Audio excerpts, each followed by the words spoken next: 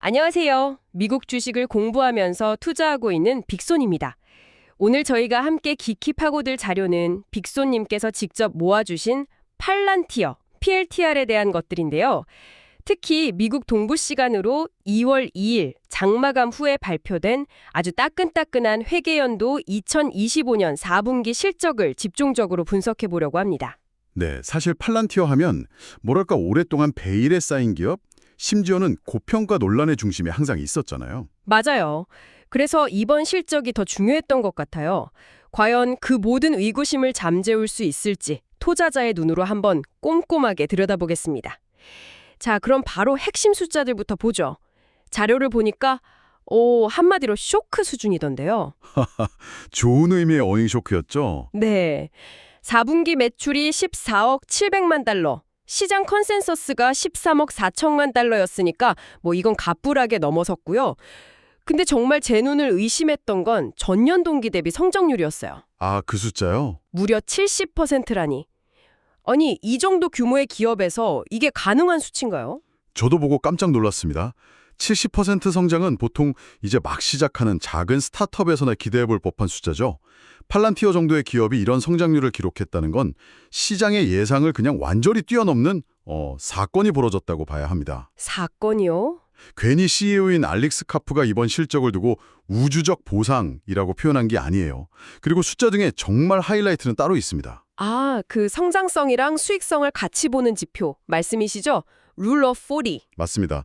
보통 이 업계에서는 매출 성장률이랑 이익률을 더해서 40%만 넘어도 아주 훌륭한 엘리트 기업으로 쳐주거든요. 네, 그쵸. 근데 이번 분기 팔란티어의 룰 오브 40 점수가 127%입니다. 127%요? 네.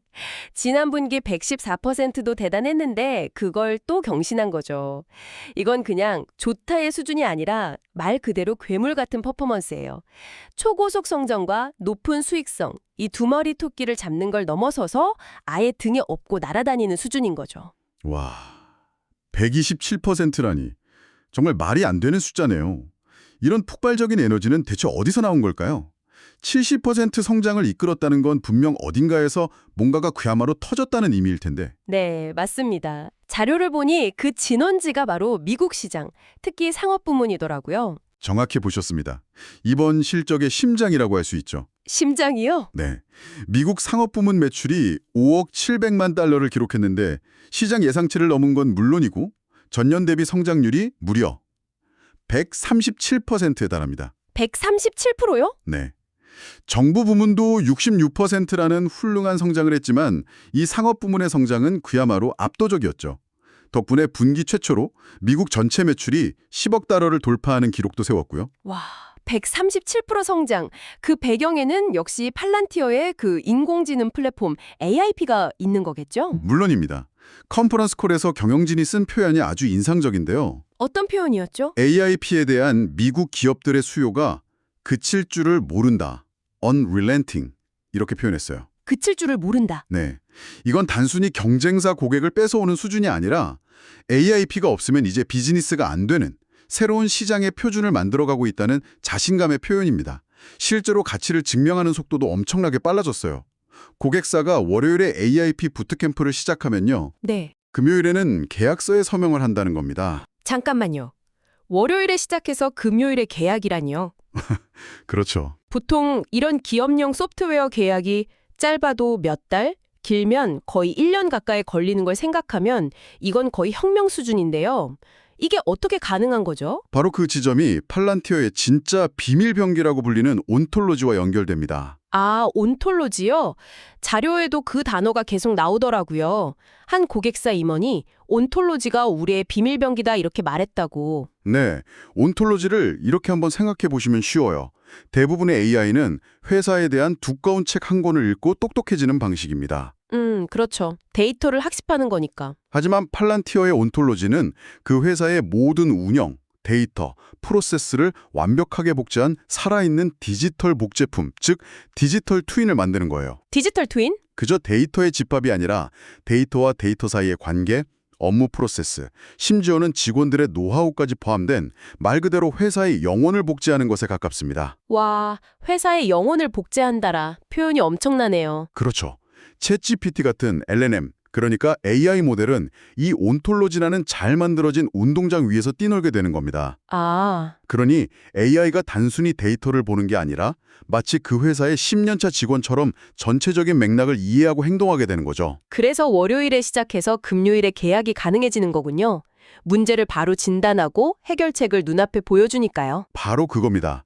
다른 AI 기업들이 더 똑똑한 선수, LLM을 만드는 데 집중할 때 팔란티어는 그 선수가 최고의 실력을 발휘할 수 있는 완벽한 경기장, 온톨로지를 구축한 셈이죠. 듣고 보니 왜 CEO 알렉스 카프가 그렇게 자신만만했는지 알 것 같아요.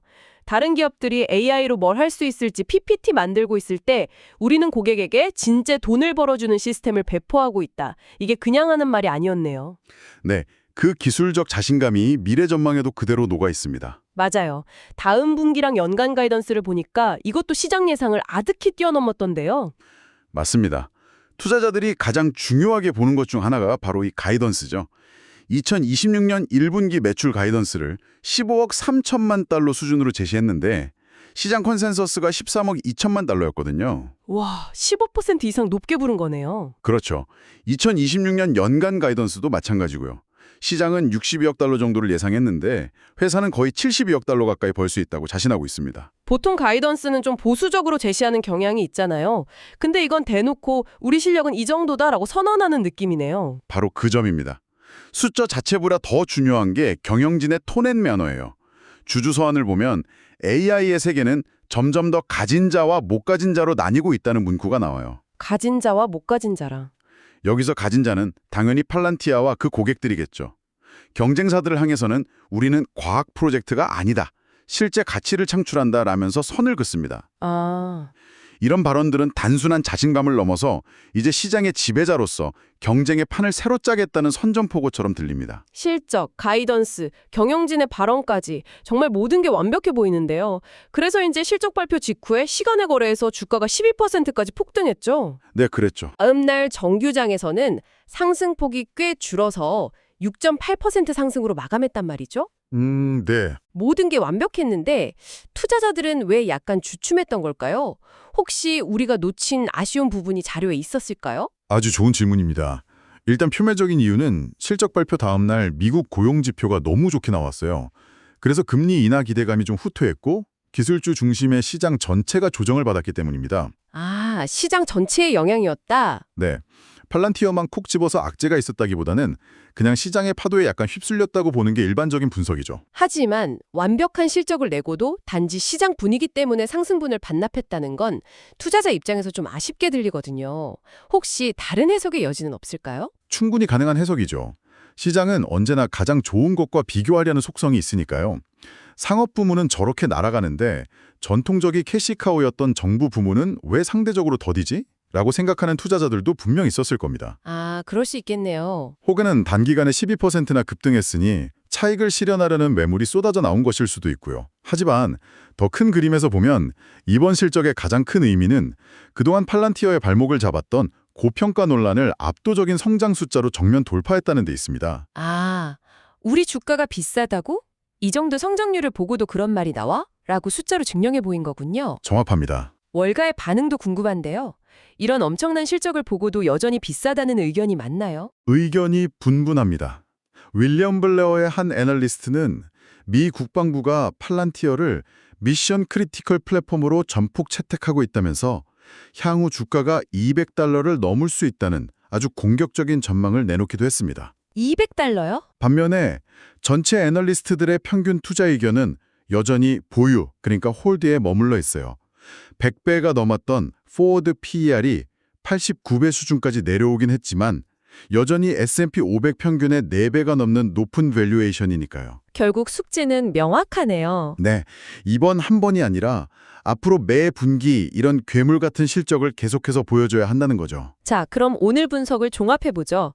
빅소님처럼 팔란티어에 투자하고 있거나 혹은 이제 막 관심을 갖기 시작한 분들이 앞으로의 여정에서 나침반으로 삼아야 할 핵심 포인트는 무엇일까요? 크게 세 가지를 계속 추적해야 합니다. 첫째, 단연코 미국 상업 부문의 성장세입니다.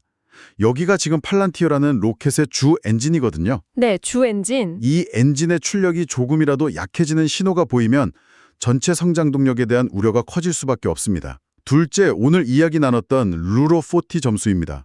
이 지표는 팔란티어가 성장과 수익성의 균형을 얼마나 잘 맞추고 있는지를 보여주는 바로미터니까요.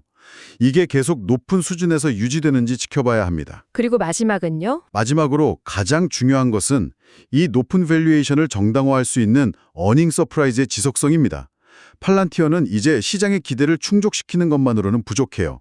매번 기대를 뛰어넘어야만 현재의 주가를 유지하고 더 나아갈 수 있는 소위 쇼미 스토리를 써내려가야 하는 운명인 거죠. 결국 기술력에 대한 믿음과 그 믿음을 숫자로 증명해내는 과정을 함께할 인내가 필요한 투자라는 생각이 드네요. 오늘 이야기를 나누다 보니 마지막으로 이런 질문이 떠오릅니다. CEO 알렉스 카프는 AI 회계가 결국 가진 자와 못 가진 자로 나뉠 것이라고 단언했습니다.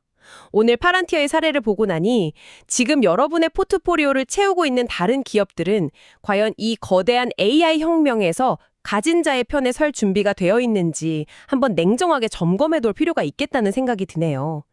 지금까지 팔란티어의 회계연도 2025년 4분기 실적과 전망을 분석해 보았습니다. 구독과 좋아요, 댓글, 알림 설정 부탁드립니다.